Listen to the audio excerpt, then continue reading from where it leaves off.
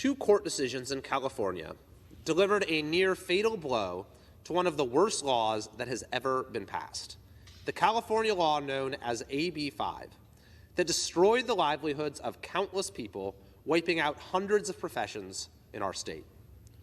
These court decisions have significant ramifications for three matters of national importance. First, the recently reintroduced PRO Act, which seeks to nationalize California's ban on independent work. Second, a proposed Department of Labor rule that seeks to do much the same thing through the bureaucracy.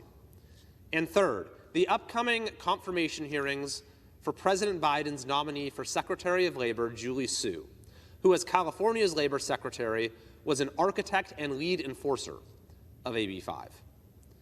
The PRO Act, the labor rule, Julie Su. It's a multi-pronged assault on the right to earn a living in America, a concerted strategy to limit or eliminate the gig economy, freelancing, independent contracting, self-employment, and other alternate work arrangements that entire careers are based on and entire industries have been built around. If this strategy is successful, it will be devastating for the American economy and American workers. We know that because of the devastation California has already experienced. When he signed AB 5 in late 2019, Governor Gavin Newsom rendered countless Californians spanning hundreds of professions unable to earn a living in our state. Videographers and caricaturists, transcriptionists and interpreters, technicians and engineers, analysts and consultants, musicians and conductors, artists and dancers, writers and editors, coaches and trainers, teachers and tutors, nurses and doulas, hardly an industry or profession is unscathed. And the consequences go well beyond just the affected professions. To take one example, thousands and thousands of truckers are at risk of being taken off the road, throwing supply chains into chaos. AB 5 is a law so bad that California voters have repudiated it, and the legislature has granted over 100 exemptions to professions with enough influence at the Capitol. These two developments, the clearly expressed will of California voters and the scattershot exemption process, were the subjects of last week's court decisions. In the first decision, the California Court of Appeal unanimously upheld Proposition 22, an initiative passed by California voters in 2020. Prop 22 repealed AB 5 for one category of independent contractors, app-based drivers.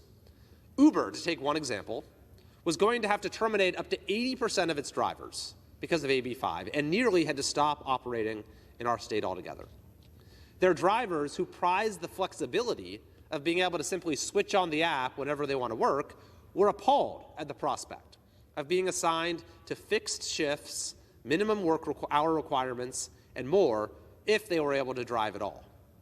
So Prop 22 was proposed to preserve the independent contracting model for these drivers and enable services like Uber and Lyft to continue in California. In November 2020, Prop 22 passed overwhelmingly with 59% of the vote. This is the one time that AB 5 has been subject to a direct vote of the people, and California voters decisively rejected it. Yet tellingly, the special interest groups behind AB 5 then tried to defy the will of voters, tying up the initiative in arcane legal challenges. But last Tuesday, a state appellate court put an end to this anti-democratic nonsense. The court respected the will of voters and upheld the initiative. The justices acknowledged the people of California had chosen to overturn AB 5 and protect independent contracting. So for the dozens of Democrat members of Congress sponsoring the PRO Act, take notice. Your position is at odds with the voters of even my own very blue state. There was a second decision on AB 5 last week of perhaps even greater significance. This one, also a unanimous ruling, was from a federal appeals court. Overruling a district court decision, the Ninth Circuit Court of Appeals held in favor of independent contractors who alleged AB 5 violates the United States Constitution. Specifically, it is an equal protection violation. By granting over 100 exemptions to AB 5, the court wrote, the legislature has not only refuted its own justification for the law, but it has picked and chosen who is allowed to work and who isn't without any rational basis. Indeed, the court referred to the, quote, piecemeal fashion in which the exemptions were granted, saying this, quote, lends credence to plaintiffs' allegations that exemptions were the result of a lobbying and backroom dealing as opposed to adherence to the stated purpose of the legislation. The court wrote that who is subject to the law and who isn't could plausibly be, quote, attributed to animus rather than reason, and that the state's policy of now enforcing AB 5 on some but not others borders on corruption, pure spite, or naked favoritism. For this reason, the court found that the constitutional case against AB 5 passes the rational basis test, which is notoriously difficult to pass. Under that standard, a court will only strike down a law if there is not any reasonably conceivable state of facts that could provide a rational basis for it. In this case, the court explained that even under this fairly forgiving standard of review, we conclude that plaintiffs plausibly alleged that AB 5 violates the Equal Protection Clause. Why in the world would a law that, per the Ninth Circuit Court of Appeals, lacks any rational basis be transformed into national policy, ensnaring millions of Americans in its web of corruption, animus, and economic failure?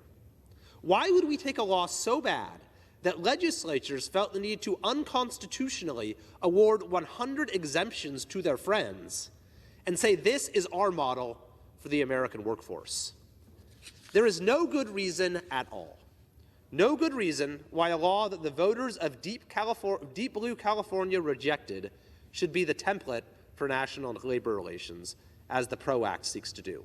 No reason why a law that cannot be justified by any reasonably conceivable state of facts should be imposed by executive fiat nationwide, as the Biden administration's labor rule would do. And no reason why an architect and ruthless enforcer of that law, former California Labor Secretary Julie Su, should be elevated to the highest labor office in the land. Julie Su's historic failure to deliver unemployment checks to millions of Californians, along with her allowance of the largest fraud of taxpayer dollars in history, are easily disqualifying from the standpoint of competence. But it is her mistreatment of California workers through the ruthless enforcement of AB 5, even during the COVID shutdowns, that truly makes her unfit for this position. The voters of California repudiated Julie Su with the passage of Prop 22. Two separate appeals courts repudiated Su with last week's decisions. It is time for President Biden to withdraw this nomination, and if he refuses, I urge the United States Senate to join California voters, California judges, and federal judges in rejecting this nomination.